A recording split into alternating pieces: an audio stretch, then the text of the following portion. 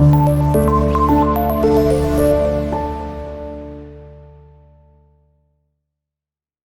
वालेकुम स्टूडेंट, आज की इस वीडियो में हम चैप्टर नंबर 10th क्लास का जो कि हम पढ़ने के लिए जा रहे हैं, जो कि हमारे पास है simple harmonic motion and waves. और इस वीडियो में हम डिस्कस करेंगे पहली चीज़, सिंपल हार्मोनिक मोशन क्या होती है, किस तरह की होती है, और साथ हम डिस्कस करेंगे इसकी एक एग्जाम्पल है mass attach to a spring system, कि उसकी जो मोशन होती है वो भी सिंपल हार्मोनिक मोशन होती है। इसको हम डिराइव करेंगे। स्टूडेंट, अगर हम बात करें ना मोशन की, सिंपल हार्मोनिक मोशन, ये मोशन एक खास टाइप की मोशन होती है। अगर आप वापस 9th में जाएं तो 9th में हमने ये पढ़ा था कि जो मोशन होती है उसकी टाइप्स में ट्रांसलेटरी मोशन होता है, वाइब्रेटरी मोशन होता है और रोटेटरी मोशन होती है। ठीक है, ये हमने 9th में पढ़ा था। 10th में भी हम पढ़ रहे हैं harmonic motion, simple harmonic motion. और सिंपल हार्मोनिक मोशन को हम शॉर्ट फॉर्म में कहते हैं SHM, सिंपल हार्मोनिक मोशन। ठीक है, और साथ में वेव क्या है वो हम इस चैप्टर में टॉपिक है उसमें हम डिस्कस करेंगे। पहले बात करते हैं सिंपल हार्मोनिक मोशन क्या होती है। ये जो मोशन है ना, ये बाकी जो भी हमने नाम लिए 3 मोशन उनसे हटकर है। ये खास किस्म की मोशन होती है, स्पेशल टाइप की मोशन होती है। इसके अंदर जो जब हम फोर्स अप्लाई करते हैं तो डिस्प्लेसमेंट जो होता है वो एक्सेलरेशन के डायरेक्टली प्रोपोर्शनल आता है। कैसे आता है वो हम इसमें देखते हैं। सपोज करते हैं कि हमारे पास एक हमारा जो पहली एग्जांपल है सिंपल हार्मोनिक मोशन की, वो है mass attached to a spring system. ठीक हो गया, ये हमारे पास एग्जांपल। इसका मतलब है कि एक मैस है, उसको हमने अटैच किया हुआ है एक स्प्रिंग के साथ, और उसमें हम वेव्स मोशन उसकी जो होगी वो उसको हम कहते हैं वो सिंपल हार्मोनिक मोशन है। कैसे, वो हम इसको स्टार्ट करते हैं। सपोज करते हैं कि हमारे पास है एक स्पोर्ट है, इसके सामने स्प्रिंग को बांध रखा है। ठीक है, और ये हमारे पास है एक मैस है यानी कि M, ये स्पोर्ट से हमने स्प्रिंग को बांधा हुआ है। ये हमारा फिगर नंबर 1 है। अब हम ऐसा करते हैं कि इस मैस के ऊपर हम फोर्स अप्लाई करते हैं और इसको खींचते हैं, क्योंकि ये स्प्रिंग है। जब हम फोर्स अप्लाई करेंगे तो स्प्रिंग स्ट्रेच होगा। कितना स्ट्रेच होगा? स्प्रिंग उतना स्ट्रेच होगा जितनी हम फोर्स अप्लाई करके मैस को स्ट्रेच करेंगे। मैस पर जितनी हम फोर्स अप्लाई करेंगे स्प्रिंग उतना ज्यादा स्ट्रेच होगा। ठीक है, फिगर 2 में हम सपोज करते हैं कि हमारे पास जब हमने इस पर फोर्स अप्लाई की, फोर्स अप्लाई करने से स्प्रिंग जो हुआ वो स्ट्रेच होगा। कितना स्ट्रेच होगा ये देख लेना। सपोज करते हैं स्प्रिंग हमारा स्ट्रेच हो चुका है जब हमने फोर्स अप्लाई किया, ये तो स्ट्रेच होकर हमारे पास यहां तक आ चुका है। ठीक हो गया, ये वही मैस है। फर्क क्या है पहले रेस्ट पोजीशन पर था, हमने फोर्स अप्लाई की, स्प्रिंग को हमने स्ट्रेच कर लिया, ये आ गया हमारे पास। ठीक है, थर्ड पोजीशन पर क्या होगा बताएं जी। जब हम यहां पर लाकर छोड़ देंगे अब क्या होगा? ये हमारे पास था, हमने यहां से पकड़ा, हमने इसको खींचा, खींच कर यहां लिया। जब यहां से छोड़ेंगे तो अब क्या होगा? अब ये स्प्रिंग वापस जाएगा, मैस वापस जाएगा, स्प्रिंग जो होगा वो कंप्रेस होगा। ऐसी है, जब ये स्प्रिंग कंप्रेस होगा तो हमारे पास कुछ यूं नजर आएगा, ऐसे ऐसे, यहां पर आकर ये स्प्रिंग कंप्रेस होगा। ऐसी है, बिल्कुल ठीक है। अच्छा, जब ये स्टैटिक पोजीशन था, रेस्ट पोजीशन पर था, तो इसको बोलते हैं मीन पोजीशन। इसको हम कहते हैं O। चले, मैं इसको O का नाम देता हूं। ये O है, ये मैं A तक लेकर आया, और जब वापस जाएगा तो ये B तक जाएगा। ठीक है। अच्छा, ये फिगर में थोड़ा है, लेकिन जितना ये डिस्टेंस है ना उतना है हमारे पास ये भी डिस्टेंस है। ठीक है, याद रखना डिस्टेंस दोनों तरफ एक जैसा है। इसको बोलते हैं मीन पोजीशन। मीन पोजीशन, इसको बोलते हैं हम एक्सट्रीम पोजीशन। एक्सट्रीम पोजीशन, ठीक है, और ये भी होगी हमारे पास एक्सट्रीम पोजीशन।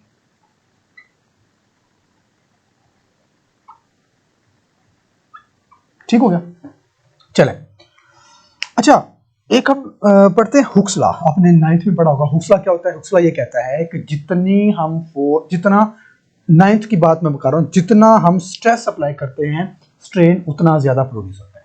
अगर याद हो आपको, 9th में नहीं पढ़ा था, stress is directly proportional to strain के।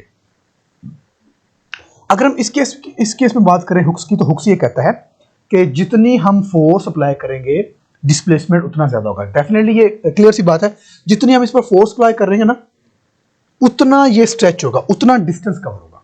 डिस्टेंस कहां से कहां, तो ओ से ए तक उतना डिस्टेंस होगा। अगर यहां पर लाने के बजाय हम और फोर्स अप्लाई करते हैं तो ये डिस्टेंस और ज्यादा हो जाएगा। ठीक है, तो इसका मतलब है जो हुक्स लॉ है ना वो कहता है according to Hooke's law, according to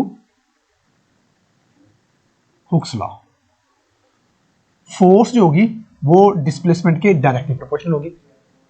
ठीक है, अब डायरेक्टली प्रोपोर्शनल जो साइन होता है उसको खत्म करने के लिए हम दो चीजें यूज करते हैं।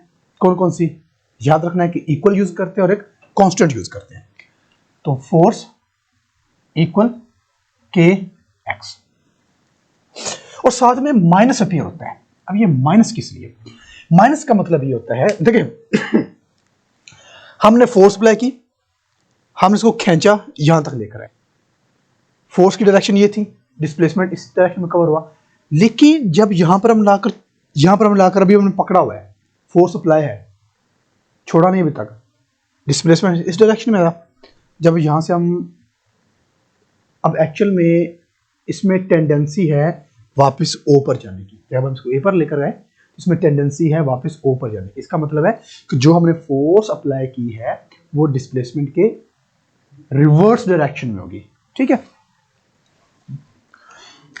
चलें जी, तो इसको हम यूं भी कर सकते हैं, k is equal to minus F over X, कह सकते हैं इसको, सॉरी हाँ ठीक है एफ ओवर एक्स कर सकते हैं, क्योंकि x को हम इधर लाकर डिवाइड कर देते हैं। अब k क्या चीज होता है, k को हम बोलते हैं spring constant.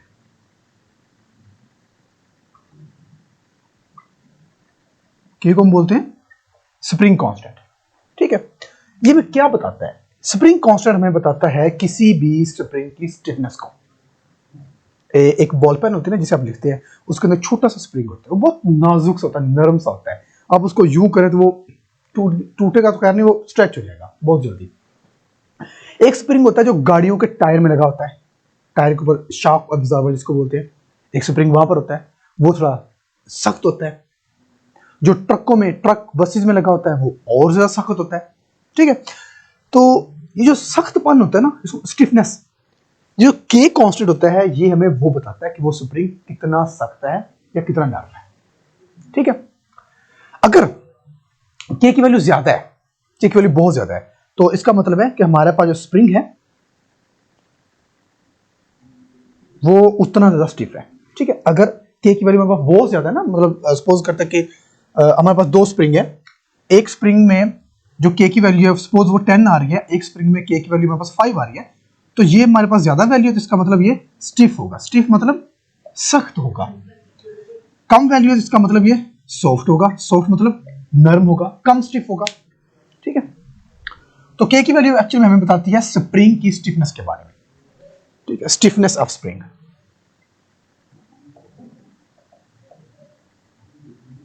Stiffness of spring. ठीक है, ये अपनी याद रखना है। ठीक हो गया, चले अब हमें पता है कि अगर हम फोर्स को हमें पता है Newton second law of motion is equal to M A, तो फोर्स की वैल्यू यहां पर पुट करते हैं, M A is equal to minus K X, M is a mass, multiply इस तरफ आकर डिवाइड हो जाएगा, तो A is equal to minus K over M into X. अच्छा, अगर हम स्प्रिंग सेम रखते हैं, पोजीशन 1 में भी वही स्प्रिंग है, पोजीशन 2 पोजीशन 3 में स्प्रिंग वही है, स्प्रिंग चेंज नहीं हुआ, मतलब स्प्रिंग कांस्टेंट जो होगा वो हमारा कांस्टेंट होगा, मैस भी वही है हमारा, जो यहां पर है वो यहां पर है, वो यहां पर, तो मैस भी उसको हम कंसीडर कर लेते हैं, हमारे पास कांस्टेंट वैल्यू है। तो ये अगर हम कंसीडर करें, ये हमारे पास है कांस्टेंट, कांस्टेंट है। अब देखें कांस्टेंट भी है, इक्वल भी है, रिवर्स करेंगे तो क्या बनेगा, प्रोपोर्शनल साइन, यानी कि प्रोपोर्शनल साइन की जगह पर कांस्टेंट एंड इक्वल लगाते हैं, प्रोपोर्शनल की जगह पर ये लगाते हैं, तो इस सारे की जगह पर प्रोपोर्शनल लगा सकते हैं। तो कांस्टेंट है, इक्वल है, तो इसकी जगह प्रोपोर्शनल लगाएंगे, तो एक्सेलरेशन प्रोपोर्शनल माइनस एक्स। अब ये इक्वेशन में ये बताती है कि जो एक्सेलरेशन है वो डायरेक्टली प्रोपोर्शनल है डिस्प्लेसमेंट के। Acceleration is directly proportional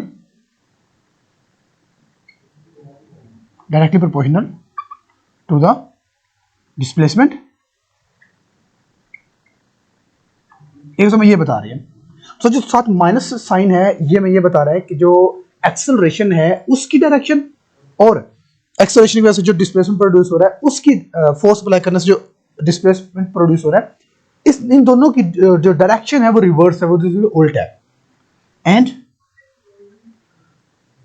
acceleration is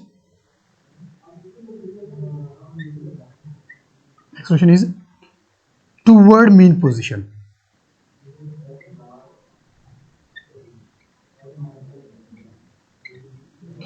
इस वाले केस में देखें कि हमारा जो एक्सेलरेशन जो डिस्प्लेसमेंट है वो तो हो रहा है इस डायरेक्शन में कवर हो रहा है, लेकिन जो एक्सेलरेशन है ए उसकी डायरेक्शन मीन पोजीशन की तरफ होती है। तो दोनों जो है उनकी डायरेक्शन ऑपोजिट है, डिस्प्लेसमेंट उस तरफ है, एक्सेलरेशन इस तरफ है। तो माइनस एक्चुअली में हमें ये बताता है कि दोनों की डायरेक्शन रिवर्स है, और ये साइड में बता रहा है कि दोनों एक दूसरे के डायरेक्टली प्रोपोर्शनल है। जितना डिस्प्लेसमेंट कवर होगा उतना एक्सेलरेशन प्रोड्यूस होगा। क्लियर? ओके। अच्छा, एक और चीज याद रखें, अगर हम एनर्जी को डिस्कस करते हैं ना, मीन पोजीशन पर याद रखनी है हमारे पास जो काइनेटिक एनर्जी होती है वो मैक्सिमम होती है, और जो पोटेंशियल एनर्जी होती है वो मिनिमम होती है। ये एक आपने याद रखना है। अगर हम एक्सट्रीम पोजीशन की बात करें तो एक्सट्रीम पोजीशन पर काइनेटिक एनर्जी जो होगी वो मिनिमम होगी, और जो पोटेंशियल एनर्जी होगी वो मैक्सिमम होगी। मीन एक्सट्रीम पोजीशन का मतलब है हाइट पर, पोजीशन की वजह से, हाइट की वजह से या पोजीशन की वजह से एनर्जी होगी वो पोटेंशियल एनर्जी होगी। ये हम क्लास 9 में पढ़ चुके हैं। क्योंकि हमने मास की पोजीशन चेंज की है, तो पोजीशन चेंज करने की वजह से इसमें पोटेंशियल एनर्जी होगी और वो मैक्सिमम होगी। सेम इसी तरह जो ये वाली सिचुएशन है वो यहां पर आएगी, जो काइनेटिक एनर्जी है वो हमारी मिनिमम होगी, और जो पोटेंशियल एनर्जी है वो हमारी मैक्सिमम होगी। ठीक हो गया? ये चीज याद रखना है। O से A के दरमियान में कोई एक ऐसा पॉइंट होगा जहां पर पोटेंशियल काइनेटिक इक्वल हो सकती है, लेकिन अगर हम O A B को देखें, काइनेटिक एनर्जी मिनिमम है, पोटेंशियल मैक्सिमम है, काइनेटिक मैक्सिमम है, पोटेंशियल मिनिमम। ठीक हो गया? अच्छा, दूसरी चीज है कि अगर इसके हम टाइम पीरियड की बात करें, टाइम पीरियड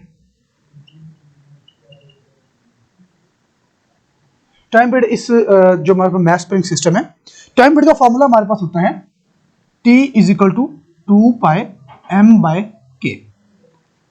2 पाई तो कांस्टेंट है, m वो वाला मास जो यहां पर अटैच किया हुआ है, ये वाला 1 kg 2 kg 500 kg जो भी है। K हमारे पास होता है स्प्रिंग कांस्टेंट, ये वही होता है जो हमने यहां पर रखा है। ठीक है, स्प्रिंग कांस्टेंट। हर स्प्रिंग की K की वैल्यू डिफरेंट होती है, क्योंकि हर स्प्रिंग की नेचर डिफरेंट होती है। ठीक है, तो जो भी स्प्रिंग कांस्टेंट, जो भी स्प्रिंग यूज किया जाएगा, K की वैल्यू वो यूज की जाएगी। तो टाइम पीरियड डिपेंड किस पर कर रहा है? टाइम पीरियड इस स्प्रिंग की लेंथ पर डिपेंड नहीं कर रहा। फार्मूला में देखिए, क्या फार्मूला में लेंथ गिवन है? नहीं, फार्मूला में मास गिवन है और K गिवन है। K जो कांस्टेंट वैल्यू है, ठीक है, स्प्रिंग की। दूसरा बच जाता है मास m। तो टाइम पीरियड डिपेंड करता है मास पर। कौन सा मास? वो वाला मास जो यहां पर अटैच किया हुआ है स्प्रिंग के साथ। ठीक है, तो टाइम पीरियड डिपेंड करता है मास स्प्रिंग सिस्टम के अंदर, टाइम पीरियड डिपेंड करता है मास के ऊपर। हम कहते हैं टाइम पीरियड होता है, time period depends upon mass. ठीक है, मास पर डिपेंड करता है, याद रहेगा? ठीक हो गया। अगर हम स्प्रिंग की लेंथ को चेंज कर दें तो क्या टाइम पीरियड पर इफेक्ट होगा? जी नहीं, टाइम पीरियड पर कोई इफेक्ट नहीं होगा। क्यों? क्योंकि जो टाइम पीरियड है वो लेंथ पर डिपेंड ही नहीं करता, वो किस पर डिपेंड करता है? वो मास पर डिपेंड करता है। क्लियर? अच्छा, एक क्वेश्चन मेरे माइंड में है मैं आपसे पूछता हूं क्वेश्चन। जब हम इस पर फोर्स अप्लाई करेंगे, इसको O से लेकर A तक लेकर जाएंगे, जाकर छोड़ेंगे, ये वापस O की तरफ आएगा ना? ये वापस क्यों आएगा? क्वेश्चन मेरा ये है जी। कोई है जिसका आंसर दे सके? ये वापस क्यों आएगा? हमने फोर्स अप्लाई की, A तक लेकर गए, A पर जाकर छोड़ा, ये वापस जाएगा O की तरफ। चाहे वो बी पर रुकेगा जाकर, ए पर रुके ना रुके व्हाट्सएवर, लेकिन ये वापस ओ की तरफ जाएगा, जाएगा ना। ये वापस क्यों जाएगा? इसमें लगा जिन है ये वापस चला जाएगा। नहीं भाई, इनफैक्ट होता क्या है कि जो हम फोर्स अप्लाई कर रहे होते हैं इस पर, हमने हमने फोर्स अप्लाई की, इसको ए पर लेकर आए, जो हमने फोर्स अप्लाई की, जो हमने ताकत लगाई है, जो हमने पावर लगाई है, वो सारी सारी इस स्प्रिंग में स्टोर हो जाती है। अब वही फोर्स जो हमने लगाई थी स्टोर हुई स्प्रिंग में, स्प्रिंग वो हमारी लगाई गई फोर्स को यूज करेगा और वापस जाने की कोशिश करेगा। अपने पल्ले से वो कुछ नहीं लगाएगा, वो हमारी लगाई फोर्स को यूज करेगा, है ना? अजीब। तो वो वाली फोर्स जो इस स्प्रिंग को वापस अपनी मेन पोजीशन पर लेकर जाएगी, उस फोर्स को हम नाम देंगे रिस्टोरिंग फोर्स। मैं यहां पर लिखता हूं, स्पेस कम है बट चले हम यहां पर लिख देते हैं, द फोर्स which responsible